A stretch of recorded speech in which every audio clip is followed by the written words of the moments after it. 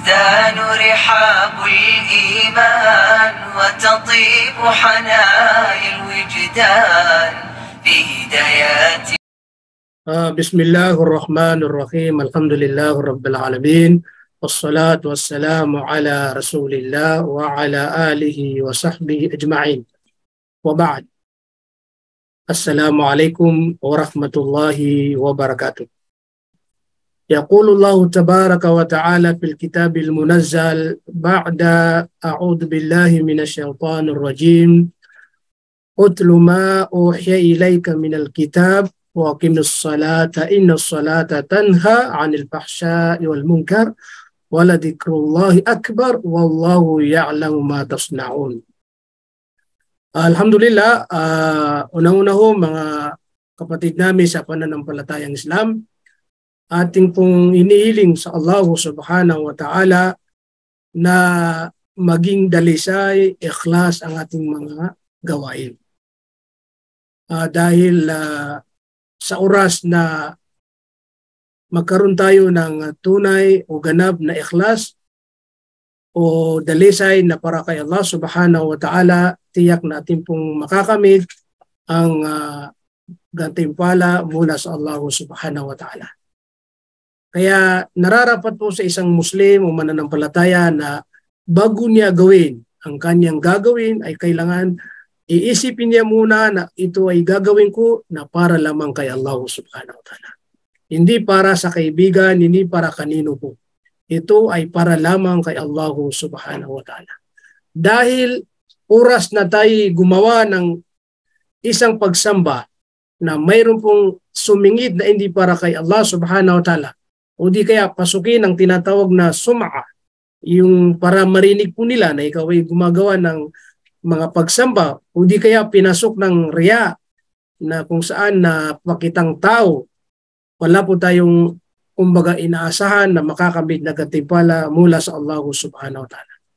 Kaya po, para makasigurado tayo, kaya kinakailangan manatili ang ating layunin na ako ay gagawa ng isang uri na pagsamba o mag-aanap ng kaalaman para lamang kay Allah subhanahu wa ta'ala.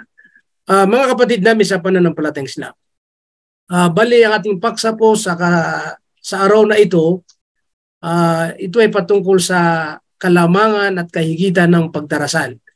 Maraming bisis natin to sigurado na napapakinggan po sa ating mga magigiting ng mga scholar, no, mga pantas o mga maalam, pagdating po sa mga kalamangan at kahigitan ng pagdarasal. Opo. Mga kapatid namin sa pananampalatayang Islam, bakit natin po pinili o ginusto na ito po ang ating kumbaga pag-usapan, no, o tatalakayin? Opo. Sa katunayan po ang pagdarasal, ito'y gawaing hindi po weekly, gawaing hindi po monthly, gawaing hindi po yearly. Kumbaga, ito'y gawain na araw-araw po yan. At hindi lang isang bisis na ginagawa, kundi mayroon tayong tinatawag na 5 bisis na pagdarasal. Mayroong salatul fajr sa madaling araw, mayroong salatul dhuhr sa tanghali, mayroong salatul asr sa hapon, at mayroong salatul maghrib pag lumubog ang araw, at mayroong salatul isha sa kung saan sa gabi na yun. Isipin niyo po, hindi lang isang bisis, kundi 5 bisis po sa maghapon. Opo. Subhanallah. Pero pagdating sa mga ibang pagsamba na kung saan mga obligado, tulad po ng pag-aayuno. Ang pag-aayuno ay ito ay yearly po, no? Taon-taon po yan. Di ba po? At ganun din ang pagbibigay ng zaka. Obligado rin yan sa mga taong may kakayahan. Pero yearly pa rin din. Opo. Kaya may tinatawag na nisab na kung saan na sa isang taon, kapag nakapasok po tayo dun sa nisab, ay talagang magbibigay tayo ng zaka. At ganun din ang tinatawag na hajj, no? Pagsasagawa ng hajj, ito din ay yearly din. Opo, hindi buwan-buwan, kundi taon-taon po yan ginagawa. So mapapansin po natin na kung saan ang pagdarasal ay mayroon pong talagang kakaiba sa mga ibang pagdarasal. Opo. Mga kapatid namin sa pananampalatayang Islam, Pagdating po sa kalamangan at kaigitan ng pagdarasal ay napakarami po na binanggit ng mga scholar na kung saan mula sa banal na Quran at mula sa mga winika ng mahal nating propeta Muhammad sallallahu alaihi wasallam. At bakit po kailangan laging pinag-usapan o laging binabanggit ang mga kalamangan at kaigitan? Dahil po isa sa kaugalian ng tao na kapag naririnig niya palagi yung makukuha doon sa kanyang ginagawa, ay nagkakaroon po siya ng kung saan seryoso. Nagkakaroon siya ng talagang focus kasi siyempre mayroon siyang makukuha. Lalong-lalo na kapag ang kanyang makukuha ay malaki. Di ba? Subhanallah. Halimbawa, di ba kapag tayo magtatrabaho o mag-a-apply, isa rin sa hindi natin makakaligtaan ay kung magkano o makukuha natin na sahod. Kasi yun ang kabayaran doon sa ating kumbaga gagawin o di kaya pagtatrabaho, di ba po? Bakit natin inaalam muna? Kasi siyempre, aalamin natin dahil pag okay na, ayun, saka na lang tayo magiging seryoso at magiging tapat na sa ating trabaho. Pero kung wala kang babanggitin na walang sahod, ay walang mag-a-apply, di ba? Kasi bira naman talaga po yung mga nagtatrabaho na sinasabi nga na volunteer. Opo, yung mga nag-volunteer. Siyempre, meron tayong mga nakikita na mga tao na kusang loob sila nag-volunteer. Minsan na mga naglilinis sa kalsada, meron yan. Minsan mga estudyante. At meron ding mga tinatawag na mga murid, no? Yung mga nag-aaral sa Arabic. Mga volunteer. Pero bihira po yan, hindi yan palagi. Minsan lang yan, paminsan-minsan. Pero yung karamihan at kadalasan, hindi po papayag yung tao na hindi niya muna malaman kung magkano ang makukuha niya. Ibig sabihin, inaalam niya muna kung ano yung magiging kapalit.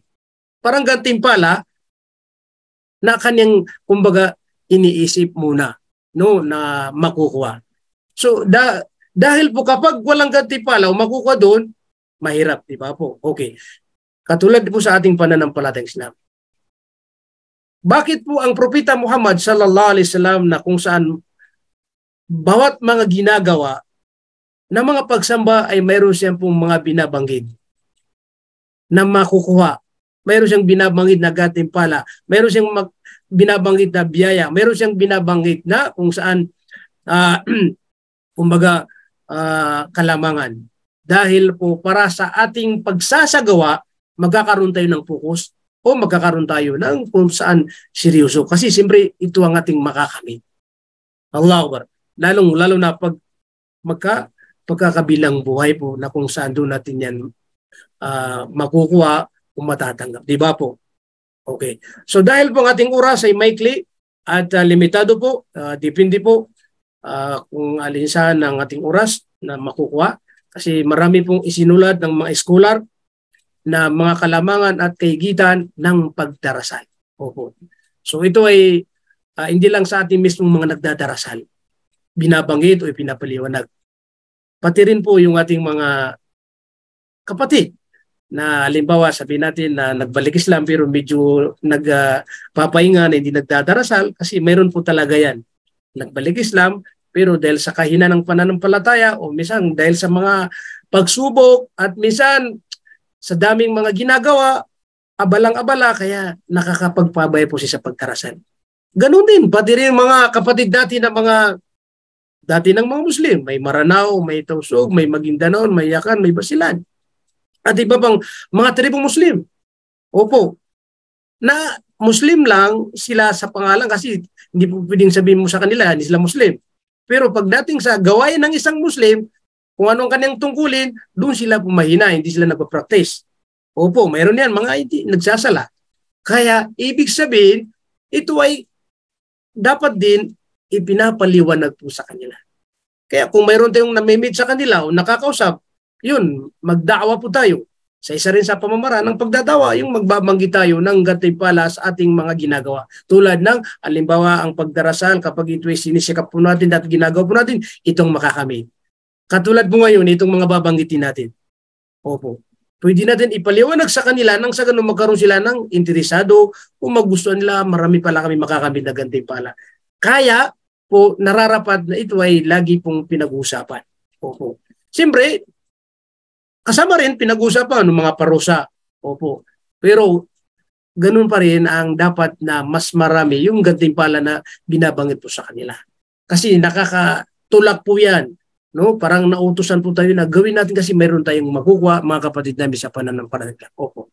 Okay. At ang unang-una pong sinabi po ng mga eskular na kalamangan at kahigitan ng pagdarasal kapag ito ay talagang ginagampanan ng tunay ng isang mananampalatayang Muslim. Opo.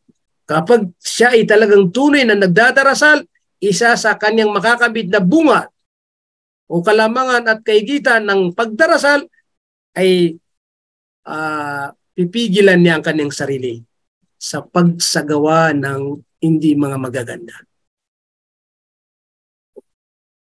Kapag ang isang tao ay tunay na nagdadarasal, sisikapin po niya na pipigilan niya ang kanyang sarili na makapagsagawa ng mga masasama. Anong ibig sabihin? Ibig sabihin, kung ang isang tao ay nagsasabi na mananampalataya po siya at Muslim siya at nagdadarasal po siya, pero hindi niya napipigilan ang kanyang sarili sa pagsagawa ng mga masasama, lumalabas doon na hindi po tunay ang kanyang pagdarasal. Opo, kasi yan ang isa sa nabanggit. Na kalamangan at kahigitan ng pagdarasal ay pipigilan niya po tayo sa paggawa ng mga masasama. Pagsasalita ng mga masasama. Allahu Akbar. Bakit? Siyempre, napakalinaw. Ano pong sabi ng Allah subhanahu wa ta'ala? Bismillahirrahmanirrahim. Utlu ma uhiya ilayka minal kitab. Kumbaga, pinag-utusan ng Allah subhanahu wa ta'ala ang ating mahal na propeta Muhammad sallallahu alaihi wasallam na banggitin niya, basahin niya kung ano man ang ipinahayag sa kanya na kung saan aklat ang tinutukoy po ang banal na Quran. Ibig sabihin, ang banal na Quran isa ito po sa ipinag-utos kay propeta na binabasa, binabanggit sa mga kumbaga taga-sunod po niya. Nang sa ganun ay malaman nila kung anong kautusan sa tinatawag na banal na Quran. Yan ang una. Waqimis sala at pinag-utusan ng Allah subhanahu wa ta'ala na magdarasal ka. Opo. So dalawa yun. Babasahin ng propeta ang banal na Quran at magdadarasal. Ganun din, tungkulin natin din na kung matutunan po natin ang banal na Quran dahil kabilang po tayo sa pinag-aralan niyang Quran, babasahin din natin sa mga tao. Katulad po ng ginagawa natin na binabasa po natin sa mga tao para sa pag-aaral po. Subhanallah. Okay. Pangalawa, magdarasal tayo. Ipinag-utos kay propeta, ganun din ipinag-utos atin na magdarasal tayo. Diba po? Okay. Pagkatapos magdarasal, opo, anong resulta? Kapag ang isang tao ay tunay na siya ay nagdadarasal sa Allah subhanahu wa ta'ala, siya ay pipigilan niyang kanyang sarili sa paggawa ng masama. Inna salata tanha anil fahsya'i wal munkar. Katunayan sabi ng Allah subhanahu wa ta'ala, katunayan, katotohanan, ang pagdarasal ay pipigilan kanya sa mga kahalayan, sa mga masasamang gawain, iba't ibang uri ng mga masasamang gawain. Mga masasamang salita, ibig sabihin, pipigilan kanya. O nagdadarasal ka, huwag ka nang magsalita ng hindi maganda. O huwag ka na lang gumawa ng hindi maganda. Subhanallah. Kasi ito yung patunay na ikaw ay tunay na nagdadarasal. Pero kung halimbawa, patuloy pa rin na gumagawa ng masama at nagsasalita ng mga masasama, saan po yung inna salata tanha anil fahsya'i wal munkar? Saan ba yung tunay na pagdarasal na mapipigilan niya po tayo sa mga masasama? At pangalawa, kapag hindi po yan, kumbaga, natutupad, hindi tayo nakakapagbigay ng magandang larawan sa mga tao. Kasamang hindi mga Muslim. Halimbawa, nakikita nila araw-araw nagdadarasal ka. Pag nagada na, nagugas ka tapos magdarasal ka. Pero kung magsalita ka, kung gumawa ka, nakikita nila na hindi maganda, paano nila tatanggapin na ikaw ay tunay na nagdadarasal?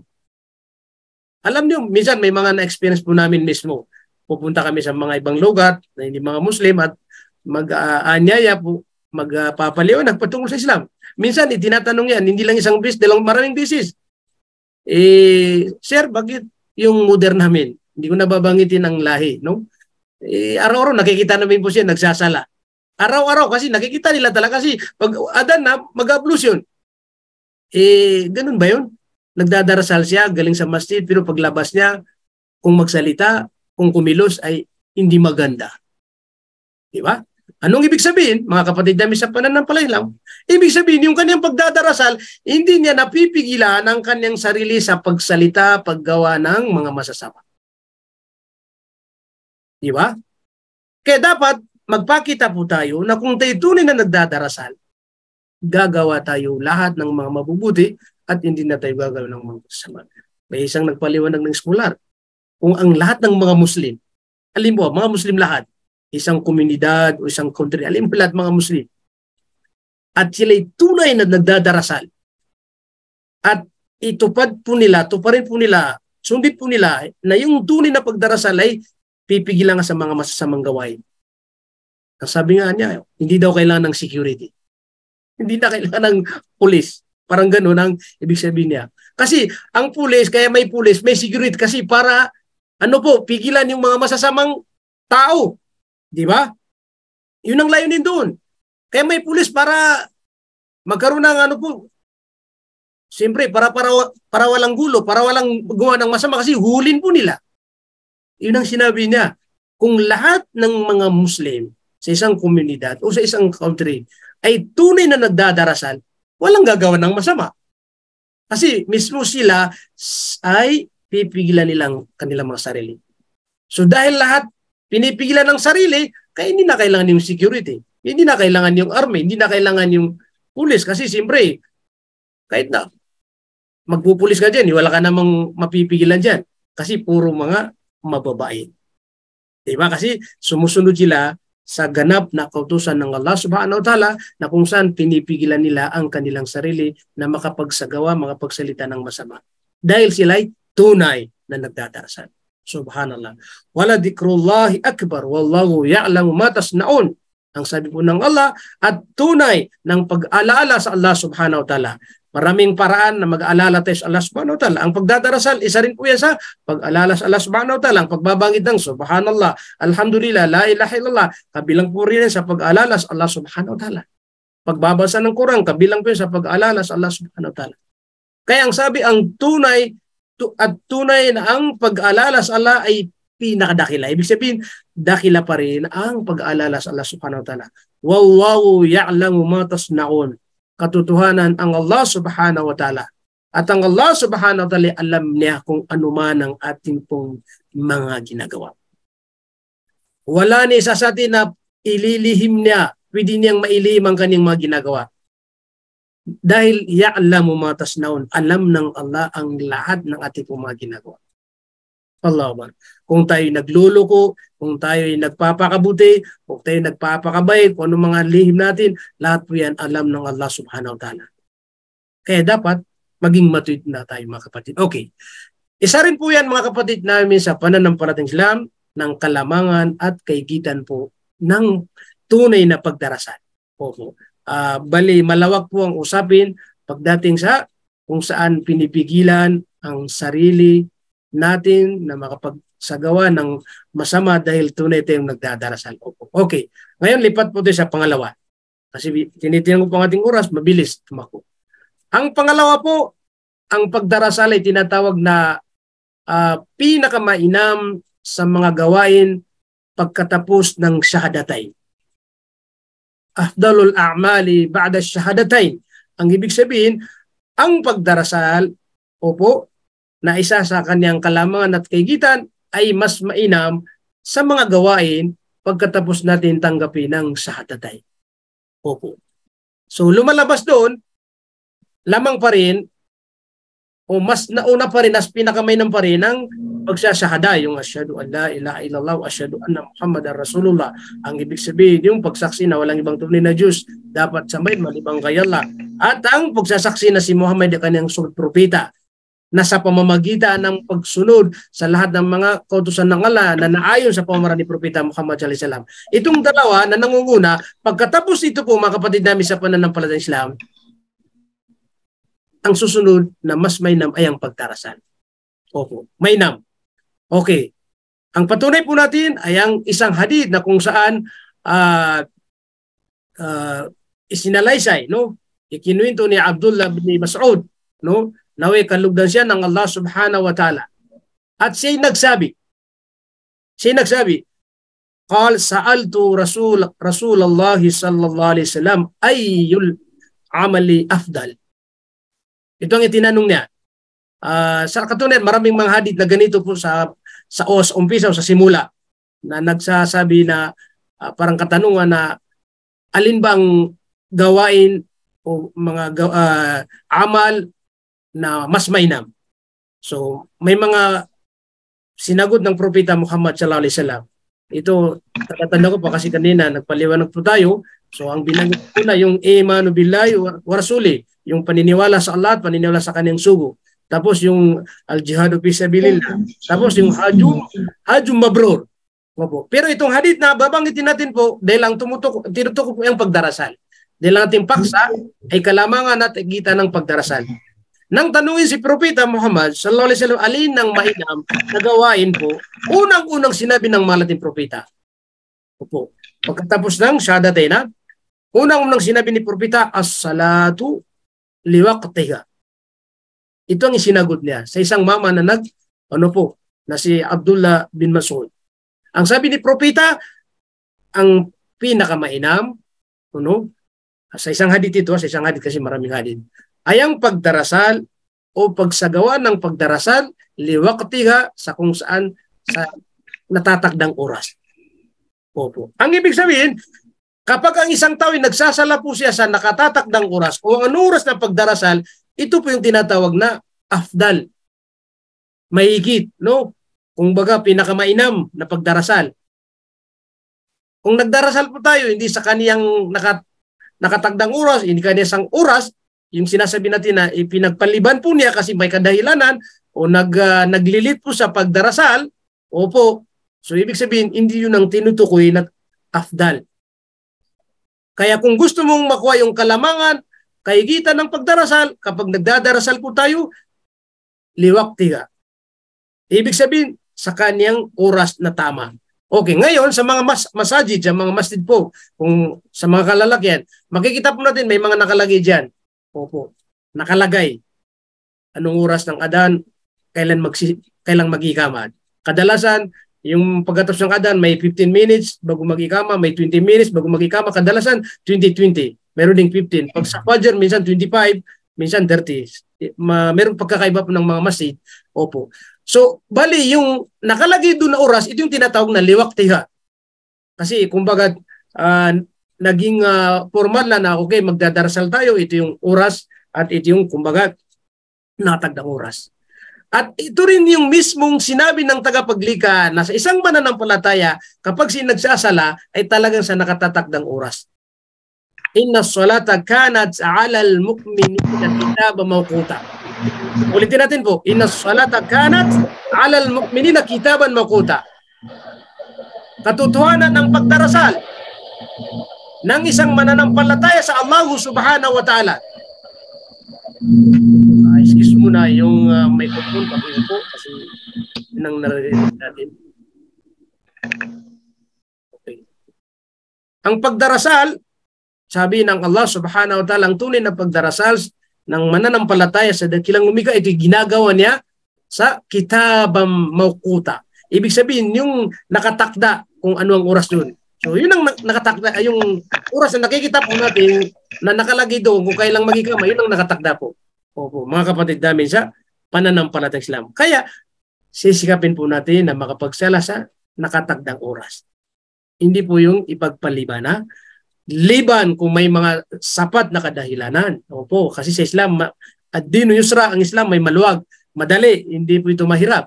Kung isa kang doktor, di ba, mayroon kang inaoperahan. Siyempre, kahit nasala na yun. Tapusin muna kasi siyempre, oras na iwanan mo yun, baka anong mangyari sa pasyente, ikaw pa rin ang mananagot, di ba? Ikaw ang lagot sa kanyang pamilya. At may mga ibang sapat na dahilan. Pero kung walang sapat na dahilan at ikaw ay naghahangad ng gantimpala ng pagdarasal o kalamangan o kagitan ng pagdarasal, magsala po tayo ala waqtiha sa kung saan sa natatakdang oras. Okay. Yun ang unang isinagot ng Propeta Muhammad sallallahu alaihi wasallam na mainam, no? Mainam na kung saan gawain. At pangalawa, nagtanong uli si Abdullah bin Mas'ud radhiyallahu anhu na kung saan pagkatapos ano pa ang mainam na gawain. Sa kanyang ipinasok ang magulang, birrul walidain. Ang magandang pakikitungo po sa mga magulang po natin. Allahu Akbar. Magulang. Sa banal na Quran, maraming beses na binanggit ni Allah subhanahu wa ta'ala na makitungo sa mga magulang ng magandang pakikitungo, birrul walidain. Pagkatapos ipinag-utos ni Allah subhanahu wa ta'ala, Allah ta'budu. Yung pagsamba kay Allah subhanahu wa ta'ala. Pagkatapos ang kasunod ay wa birrul walidain, at maging mabuti at makitungo ng mabuti sa mga magulang. Sabi ng mga eskolar, isipin nyo, pagkatapos mag-utos ang Allah subhanahu wa ta'ala, nasambay ng Allah subhanahu wa ta'ala, isinunod po niya na kung saan ang magandang pakikitungo sa mga magulang. Sa katunayan po, siyempre, mayroon ding balik Islam na hanggang ngayon hindi pa rin naging Muslim ang kanilang mga magulang, di ba? So kahit hindi pa sila Muslim, makitungo pa rin sa kanila ng magandang pakikitungo. Bakit? Dahil siyempre, kung wala sila, wala ka rin dito sa mundo, di ba po? Opo. Kahit na ano po sila, hindi pa sila nag-Muslim, so makitungo pa rin ng magandang pakikitungo sa mga magulang. Subhanallah. Mga kapatid namin sa pananampalataya, ang magandang pakikitungo sa mga magulang, isa ito ang magiging sanhi o dahilan na makakamit natin po ang ridallah. Ibig sabihin, yung kaluguran ng Allah subhanahu wa ta'ala. Dahil may hadith ng Propeta Muhammad sallallahu alaihi wasallam na kung saan yung pakikitungo ng mabuti sa mga magulang at sila ay nalugod sa atin, ang resulta ay malulugod ang Allah subhanahu wa ta'ala sa atin. Allah Akbar. Ridal waliden, ridallah. Ibig sabihin, yung malugod sa atin ang mga magulang po natin dahil siyempre magandang ating pakikitungo sa kanila kaya makakamit natin yung ridallah, yung kaluguran ng Allah subhanahu wa ta'ala. Sakatal waliden. Pero kapag hindi maganda ating pakikitungo sa mga magulang po natin at sila'y po sa atin, nagalit po sa atin, kaya makakamit natin din ng galit po ng Allah subhanahu wa ta'ala. Kaya magpatuloy po tayo kung alimbawa buhay ang ating mga magulang. Isa man sa kanila na nandito sa mundo o dalawa sila mismo, yun po ang ating gagawin. Tumulong po tayo sa kanila lang kung mayroon tayong mga kinikita po. Opo, tayo nandito na tapos sa Pilipinas po sila, magpapadala tayo sa kanila bilang tulong po sa kanila kasi siyempre dapat manatili na makitungo sa mga magulang. Hindi yung pagka namatay na sila, saka na lang tayo mag-iisip na magsasadaka daw, kunwari. Nung buhay pa siya, hindi mo pinakita ng magandang pakikitungo sa kanya. Hindi mo sinasabi sa kanya nung gusto mo. Hindi mo sinasabi sa kanya na ano bang kailangan mo kasi kahit pa paano mayroon kang maibigay sa kanya. Pero nung namatay na, saka lang magsasadaka. Alhamdulillah po, tinatanggap po. Po muna, kung si Linibo, po, yung kanyang microphone, pakimute po para i-distract po tayo. Saan po si Ahmad Garcia? Okay, mga kapatid namin sa pananampalatayang Islam. Kasi hindi naka-off kaya maingay po yung kanyang ano po. Okay. Pagpalain po tayo ni Allah at kapatid ni Allah subhanahu wa ta'ala. Opo. Mga kapatid, yun ang pangalawang sinabi ng propeta sa katanungan ni Abdullah bin Mas'ud radhiyallahu anhu nung tinanong siya, ano bang mainam? Okay. Nagtanong sa pangatlo po, qal al-jihadu fi sabilillah. Sa kanilang binanggit, yung ang pakikibaka sa landas ng Allahu subhanahu wa ta'ala. Mga kapatid namin sa pananampalataya, ang pakikibaka po, kung alimbawa, bibigyan natin ng literal meaning po, pinaka-punto, talagang yung pakikibaka, yung jihad. No? Pakikipagtibang katulad na ngayon sa... Pero kailangan pa rin, doon pa rin tayo sa pinaka talagang nasa tamang pakikibaka na kung saan para makamit natin ang kaluguran ng alas. Dahil malaking karangalan, opo, ang makisali sa pakikidigmang basta na nasa tamang kumbaga pamamaraan. Kasi bawat ano po ay mayroon tayong kumbaga sinusunod na tamang proseso, tamang pamamaraan. Opo. Pero marami pa rin ibinibigay ng mga eskwelahan na ibig pagkahulugan ng pagbinagit na jihad. Yung pagsagawa daw, gumawa ka ng libro, opo, siyempre, jihad yun. Kasi siyempre, tagal mong gumawa ng, nag-aaral ka pa, tapos gumawa ng libro. Tulad ng mga nakagawa ng maraming libro na pang-Islamicol.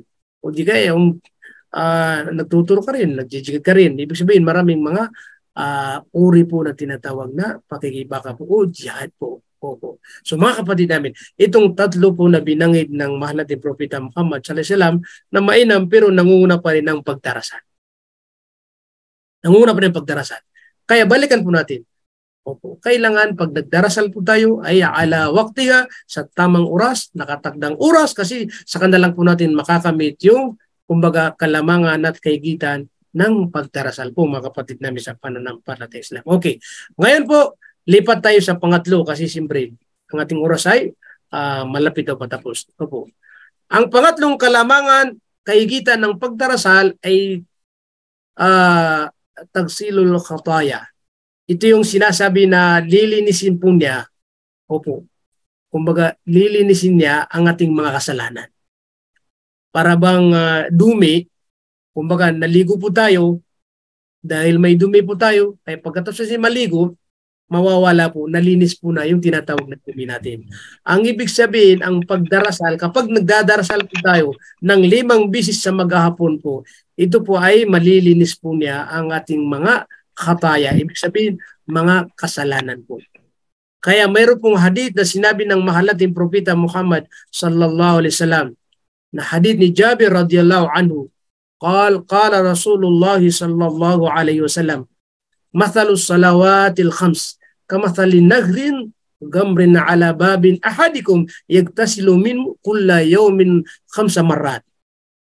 Kumbaga, ang sabi ng Propeta Muhammad sallallahu alaihi wasallam na kahalintulad daw ang 5 bisis na pagdarasal, opo, kapag ito ay ginagawa ng isang mananampalatayang Muslim, 5 bisis hindi lang 4, hindi lang 3. Kung 3 lamang, kung 4 lamang, kulang ng 1. Kaya hindi po niya makakamit yung kalamangan at kaigitan ng pagdarasal. Kumbaga, hindi malilinis ang kanyang, kumbaga, kasalanan kasi siyempre, lumalabas na kulang ang kanyang pagdarasal. Ay ang kahalintulad po ng 5 bisis ng pagdarasal, sabi ng Propeta Muhammad sallallahu alaihi wasallam, ay kahalintulad ng isang ilog. Isang ilog na nasa harapan po ng ating kumbaga pintuan at naliligo, sabi ng Propeta, yung isa sa inyo sa araw na 5 bisis. Ibig sabihin, kung alimbawa isang tao at nagliligo po siya sa kaniyang kumbaga ilog sa harapan mismo ng kaniyang pintuan 5 bisis, siyempre talagang malilinis po siya, magiging malinis na siya. Opo. Kaya sa isang hadith ng Propeta Muhammad sallallahu alaihi wasallam ay katanungan, parang katanungan, alam po ba ninyo, sabi ng Propeta Muhammad sallallahu alaihi wasallam, sa kahulugan po, o anong pag-aakala niyo sa isang tao na mayroon siyang ilog sa kaniyang harapan ng kaniyang pintuan at siya ay naliligo araw-araw ng 5 bisis doon? Mayroon po bang matitira? Hal baqiya min darani? Ibig sabihin, mayroon bang matitira na dumi sa kanyang katawan? Kaya ang sabi ng mga sahaba na nakikinig kay Propeta Muhammad sallallahu alaihi wasallam, walam yabqa min darani. Ibig sabihin, walang matitira na kanyang dumi dahil po malilinis ito dahil 5 bisis siya naliligo. Di ba? Tayo, ang pinakano, 2 bisis maligo. Yung mga, alimbawa, panahon na mainit, bago siya, alimbawa, alis sa bahay, maliligo siya. Pero pagdating niya naman, pag sa gabi, kasi mayroong mga napapansin, mga kilala, galing sa trabaho, kasi sabi mainit, maliligo naman, 2. Baka mayroon din 3 bisis. Pero wala kung siguro kahit kayo siguro wala kayong nakita na 5 beses sa maghapon. Subhanallah. Sipin yun, kahit isang beses po lamang tayo maligo, di ba? Nawawala yung dumi natin. Ano pa kaya kung 2 beses? Ano pa kung 3? Ano pa kaya kung 5 beses ka naliligo, di ba? Ibig sabihin, 5 beses ka nagdadarasal, kaya nalilinis po ang khataya, ang ating pong, kumbaga, mga nagagawang kasalanan. Pero sabi pa rin ng mga scholar, yung khataya doon na kasalanan ay yung mga minor, hindi yung medyo, ibig sabihin yung sagair, hindi yung kabair po. Yung kabair talagang magpapakita ka ng tunay kang magbabalik loob sa Allah subhanahu wa ta'ala o tunay na nagsisisi dahil nakagawa ka ng malaking kasalanan. Okay. Ibig sabihin mga kapatid namin sa pananampalatayang Islam, malilinis pala ang ating mga kasalanan. Parang kumbaga dumi na dahil naliligo tayo ay mawawala yung dumi. At kapag nagdadarasal tayo ng 5 beses, malilinis ang ating mga khataya, ibig sabihin mga kasalanan. Mashallah. Kaya mas swerte po yung mga taong nagdadarasal sa 5 beses kasi ibig sabihin nakakamit nila yung kapatawaran ng Allah subhanahu wa ta'ala. Subhanallah. Pero kung ang mga hindi nagdadarasal, wala po silang baga makakamit na kung saan kapatawaran. Kahit na sila naliligo-ligo, nawawalan kanilang dumi, pero yung tunay na kasalanan po nila, pagkakamali po nila, hindi to malilinis dahil hindi po sila nagdadarasal. Ang ibig sabihin mga kapatid, mga nagdadarasal po lamang na tunay na makakamit sa ating kumbagang pinag-usapan. Subhanallah. Okay. Mga kapatid sa pananampalataya. Pang-apat, kasi isi-shortcut po natin dahil ang oras po natin ay mabilis din. Okay. Pang-apat ay tinatawag na kumbaga ito yung parang tatakpan o buburahin. Opo. Tukafirus sayiat. Ibig sabihin, yung una parang binanggit doon at ginamit ay tagsil, yung lilinisin. Ngayon na naman ay talagang yung buburahin, pares pa rin yun, o tatakpan pa rin ang ating pong mga kasalanan. Lumalabas doon yung mga sayat, mga masasama ating mga nagawa, kapag tayo tunay na nagdadarasal, opo, ito ay magbubura pa rin. O, parang dalawang ori na halos magkaparehas. Opo. Kaya, ibig sabihin, tinatanggal na. Sa una, ang ginamit, yung linilinis. Ngayon, tinatanggal na, halos pares pa rin yan ng hadith ng Propeta Muhammad sallallahu alaihi wasallam. Dahil ang sabi, an Abi Hurairah radhiyallahu anhu, sinabi ng Abu Hurairah, naway kalugdan siya ng Allah subhanahu wa ta'ala, anna Rasulullah sallallahu alaihi wasallam qala, sabi ng Propeta Muhammad sallallahu alaihi wasallam, as-salawatul khams wal jum'atu ila al-jum'ah wa Ramadan ila Ramadan mukaffiratun ma bainahunna ila akhiril hadith. Ang sabi ng Propeta Muhammad sallallahu alaihi wasallam, ang 5 bis na pagdarasal at ang araw ng Friday at sinundan ng araw ng Friday katulad po ngayon, yung una ngayon, pangalawang Friday, kasunod na Friday, war Ramadan ila Ramadan, at ang buwan ng Ramadan at sinundan ng buwan ng Ramadan, ito ay mukaffiratun ma bainahunna. Ang pagitan ng mga nabanggit, pagitan ng halimbawa bawat pagdarasal, pagitan ng duhur at saka asar, pagitan ng asar at maghrib, pagitan ng maghrib at isa, pagitan ng isa at saka fajr, bawat pagitan, ito ay mukaffiratun ma bainahuma. Nating nakakamit ang kapatawaran ng Allah subhanahu wa ta'ala. Kumbaga, binubura ang ating mga nagawang kasalanan. Opo, yan ang una na sinabi ng propeta. Ganon din yung Friday, nagsala ka ng Friday, opo, bukod doon sa 5 bis sa pagdarasal at ngayon Friday rin, yung pagitan ng Friday, kapatawaran din ng Allah subhanahu wa ta'ala, mukaffiratun bainahunna. Opo. Wa Ramadan ila Ramadan, at ganon din, Ramadan ngayon. Tapos yung kasunod na Ramadan, dumating ka doon at nagsagawa ka rin at nagpatuloy ka ng mga gawain ni kalulugod ng Allah subhanahu wa ta'ala, kapataron pa rin. Pero tandaan po natin, yung unang binanggit doon, as-salawatul khams. Ibig sabihin, nung tayo nagdadarasal ng 5 bisis at bawat pagitan yon, duhur, asar, maghrib, mga pagitan-pagitan, nakakamit po natin ang kapatawaran ng Allah subhanahu wa ta'ala. Pero ang dulo ng hadith, basta iwasan ang mga malalaking kasalanan. Ibig sabihin noon, yun pa rin na ang mga maliliit na kasalanan po ang mabubura po lamang. Matatakpan po lamang. Opo, ibig sabihin, pag malaking kasalanan, Opo, doon tayo magpapakita ng tunay na nagbabalik lupa ay Allah subhanahu wa ta'ala. Opo. Okay.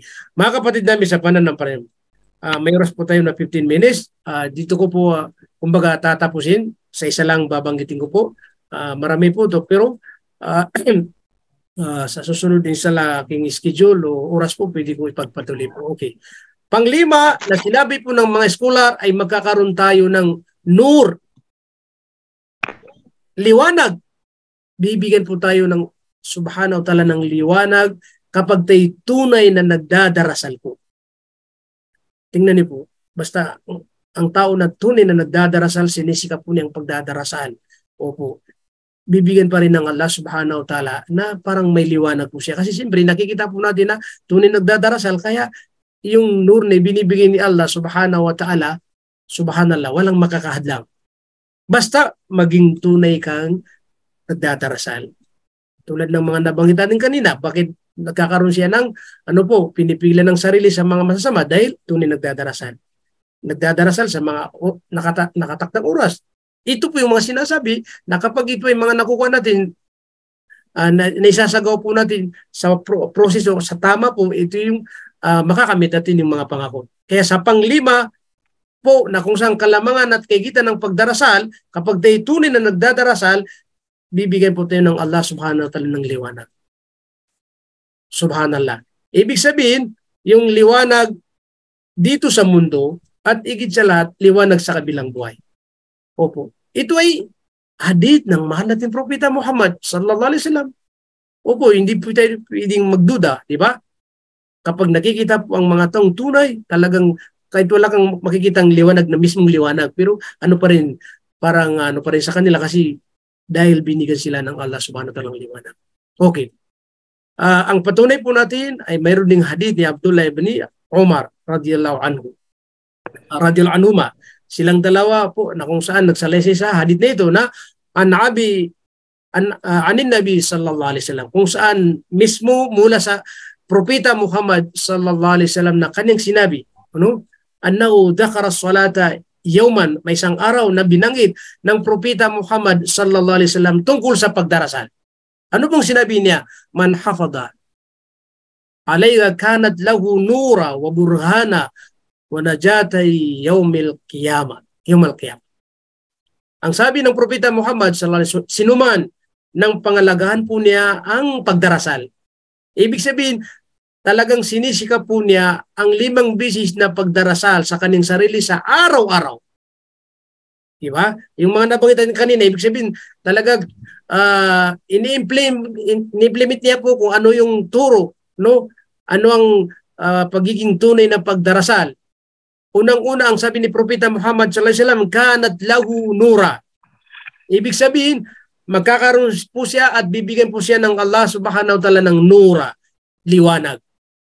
So, ibig sabihin, ang nagsabi, ang Propeta Muhammad sallallahu alaihi wasallam na ang taong tunay na nagdadarasal, tiyak na mayroon siyang liwanag. Liwanag dito sa mundo, igit sa lahat ay liwanag po sa kabilang buhay. O yun ang una, liwanag. Pangalawa, o burhana. Ibig sabihin, mayroon siyang patunay. So, ibig sabihin, kapag nagdadarasal ang isang tao, talagang patunay na si isang mananampalates Allah subhanahu wa ta'ala. Tunay. Kasi nagdadarasal niya. Di ba may hadith na sabi ni Propeta, kapag nakakita kayo na pumupunta sa masjid, sabihin niyo na mayroon silang pananampalataya. So lumalabas doon, kung may pagkukulang po, ang isang tao, kung siya ay nakakapagsagawa ng hindi maganda, pero yung kanyang pagiging tunay na pananampalataya sa Allah subhanahu wa ta'ala, pero dahil sa kanyang kahinaan ay hindi niya nakukumplito, so yun ang sinaksaya ni Propeta Muhammad sallallahu alaihi wasallam. Kapag nakikita niyo na pupunta sa masjid, sabihin niyo na may pananampalataya sa Allah subhanahu wa ta'ala.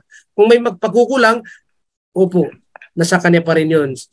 Kanya pa rin ang mananagot doon. Pero may pananampalataya pa rin sa Allah. Kaya may burhana siya, may patunay po siya, may palatanan po siya na siya naniniwala sa Allah subhanahu wa ta'ala dahil siya ay nagdadarasal. Pangatlo, munajatay yawmal qiyamah. At tiyak at sigurado na pagdating sa kabilang buhay ay magtatagumpay siya. Makakapasa po siya. Kumbaga sa pag-aaral ay makakapasa po siya. Munajatay yawmal qiyamah. Ibig sabihin, pagdating sa yawmul qiyamah, sa kabilang buhay, ay makakapasa po siya. Pag sinabi na dya, ligtas po siya sa apoy ng impyerno. At tatanggapin po siya sa tinatawag na paraiso ng Allah subhanahu wa ta'ala. Subhanallah, mga kapatid namin sa pananampalataya. Di ba? May isang hadith. Unang bibilangin sa sa kabilang buhay, sa alipin ni Allah sa kanyang ang pagdarasal. Okay. Kaya kapag may siyang tunay na pagdarasal, ibig sabihin, ginawa niya lahat ng tamang pamamaraan at ito'y tinanggap ng Allah subhanahu wa ta'ala. Kaya kapag nagtagumpay ang kanyang pagdarasal, tagumpay lahat ang kanyang mga gawain. So kapag nagtagumpay na, siyempre, paraiso po ang ating pong mapapasukan. Kasi siyempre, dalawa lamang. Impyerno, paraiso. Kung hindi ka makapasok sa paraiso, di ibig sabihin doon ka sa impyerno. Wanaud bilang mindalik. Okay. Inilat sa Allah subhanahu wa ta'ala, maligtas po tayo. Ibig sabihin, kapag naligtas po tayo sa impyerno, paraiso po ang ating kumbaga mapupuntahan at mapapasukan. So ito po yung sinabi ng mahal nating propeta na kung sino man ang pangalagaan po niya ang 5 bis na pagdarasal.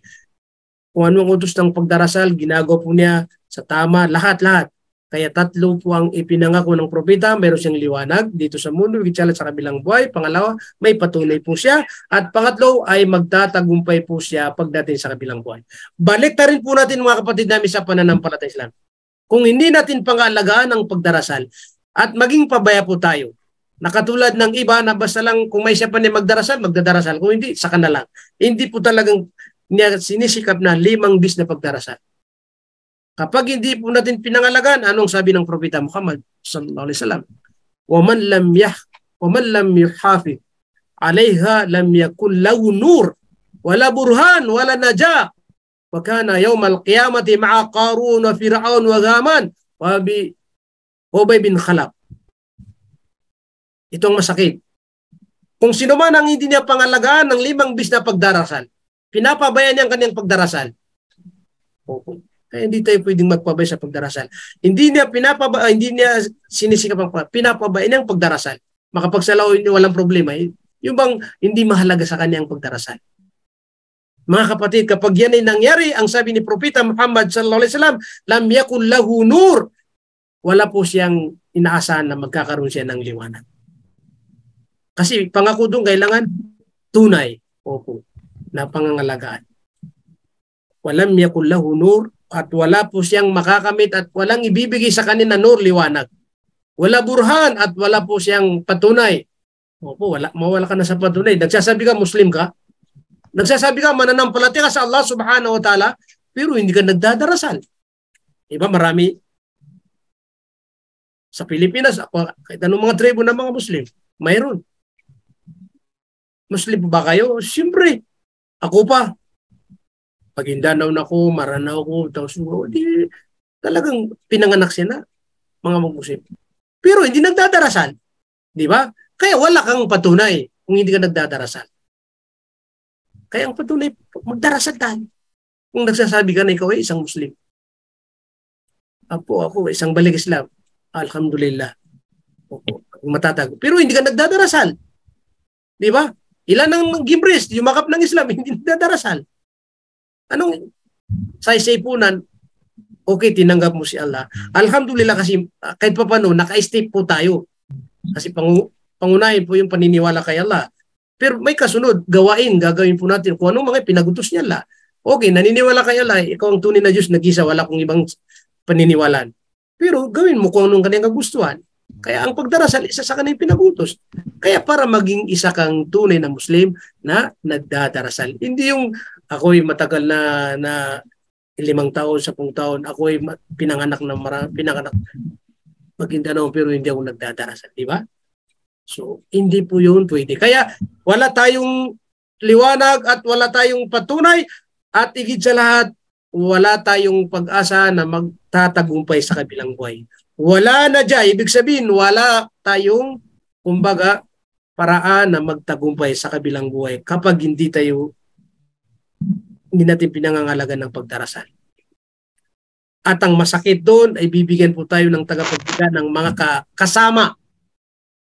Na sila ang mga kasama na kung saan sila yung mga tao na nung sila sa mundo ay talagang galit na galit ang Allah subhanahu wa ta'ala sa kanila kasi sila yung mga nag-challenge na kanilang sinasabi sa mga tauhan nila, sila yung mga ano daw, Diyos, mga hari, mga subhanallah. Masyadong nagpataas. Sino yung sinasabi? Sino po yung tinutukoy natin? Ang sabi po ay, wa kana yawmal qiyamati ma'a Qarun. Sa kabilang buhay, ang magiging kasamaan po natin doon ay si Qarun. Opo. Isang halimbawa na kung saan hindi ganap na sumunod sa kagustuhan ng Allah subhanahu wa ta'ala. Opo. At mayroon ding ipinarusa sa kanya, subhanallah, dahil po sa pagsuway sa Allah subhanahu wa ta'ala. Wa Fir'aun, si Fir'aun, la'natullah alayhi, ito yung isang, kumbaga, naging, kumbaga, namuno na itindirong niya kanyang sarili na Diyos, mataas na Panginoon. Hanggang ngayon, nababasa pa rin sa banlang Quran. Ana rabbukumul a'la, kanyang sinasabi na ako ang pinakamataas na tunay na Diyos. Ana rabbukumul a'la, ako ang mataas na inyong Panginoon. Magiging kasama ng hindi nagdadarasal o nagpapay sa pagdarasal. Pangatlo, Haman. Isa rin to sa kanyang panahuna na kung saan kumbaga pasaway. Ubay bin Khalaf, silang apat na mga tao ay mga kilala na mga pasaway sa kanilang kapanahunan. Kaya mga kapatid namin sa pananampalataya, kung gusto po natin hindi sila magkasama at magtagumpay po tayo at magkaroon ng liwanag sa kabilang buhay, kailangan panatilin po natin ang pagpapangalaga sa tinatawag na pagdarasal. Opo. Okay, bali ang hadith na patungkol po sa liwanag, dito po natin tatapusin na kung saan talagang magkakaroon din ng liwanag kasi ito yung sinasabi natin na kalamangan at kaikitan na mula sa hadith na sinalasay ni Abi Malik al-Ash'ari, naway kalugdan po siya ng Allah subhanahu wa ta'ala. Ang kanyang sabi, as-salatu nur. Opo, kumbaga ito yung hadith, ang pagdarasal ay liwanag po yan. Opo. Sa pangalawang hadith, ang sabi ng Propeta Muhammad sallallahu alaihi wasallam, bashiril masyaina fi dhulmi ila al-masajid bin nur tamma yawm al-qiyamah. Magbigay kayo ng magandang balita sa mga taong pumupunta sa masjid, sa mga masjid na panahonang madilim. Halimbawa, naglalakad, masyain. Ibig sabihin, mga naglalakad, halimbawa, may masjid tayo dyan, medyo malayo-layo, di kaya, basta, tapos, gabi, madilim, at naglalakad tayo papunta doon. Dahil gabi po na yon, pero ang kapalit binur, at tama yung malkiyama, at may kapalit na kumpletong liwanag pagdating sa kabilang buhay. Ang sabi po doon sa hadith, yung madilim na yun ay ano yun, Salatul Asr, Fajr, Maghrib at saka Isha. Pinilang po nila yan sa madilim na pagdarasal. So ibig sabihin, magkakaroon ng liwanag. Special, binurit tam yung malkiyama. So lumalabas yung walang pagdarasal at hindi lumalabas mula sa masjid, mula sa bahay at papunta masjid. Kasi siyempre, yung naglalakad, na papunta sa masjid sa panahon ng madilim. So lumalabas yung hindi naglalakad, nagsala sa loob ng bahay niya, hindi naglakad, ay hindi kasama rito po. Kaya kailangan, tandaan po natin kung ano yung kondisyon, ginawa po natin sa kanilang po, magiging kasama doon. Mga kapatid namin sa pananampalataya, naway mayroon tayong napulot na aral sa aking pong ibinagi sa inyo.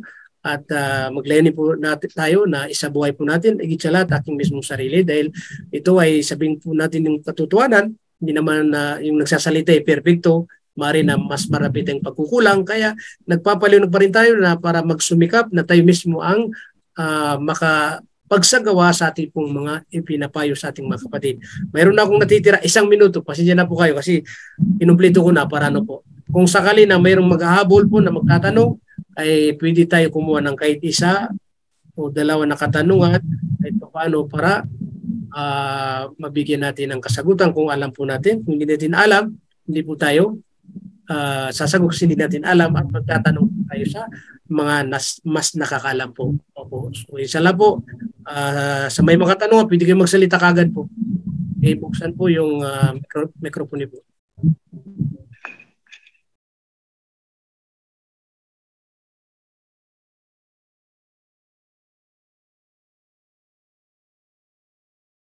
Okay. Pwede rin mag-chat kung halimbawa magsasalita. pwede rin magsalita kagad. Pag-i-open po ang kanyang microphone. At kung mayroon din magtatanong sa live po natin kasi live tayo. May magtatanong, pwede natin sagutin kung alam po natin, kung hindi. Siguro malinaw na, kaya walang magtatanong. Yan.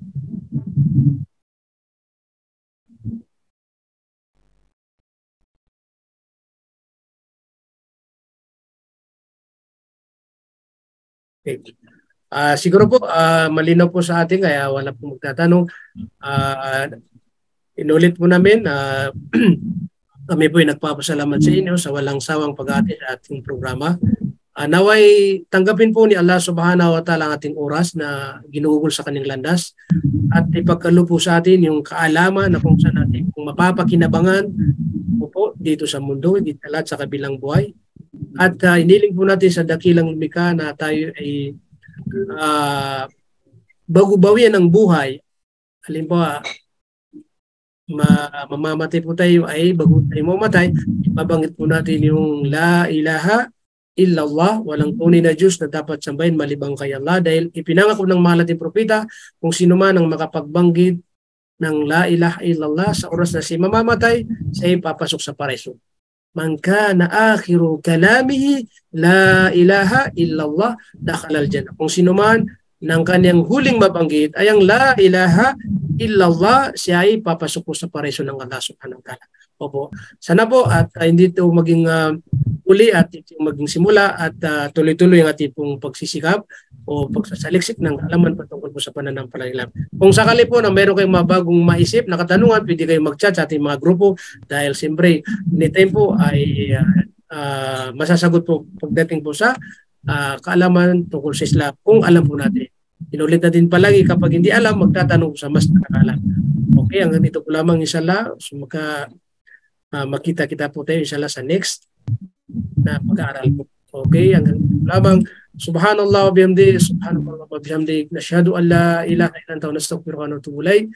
Birahmatika ya arhamar rahimin. Wassalamu alaikum warahmatullahi wabarakatuh. Jazakumullahu khairan katsir.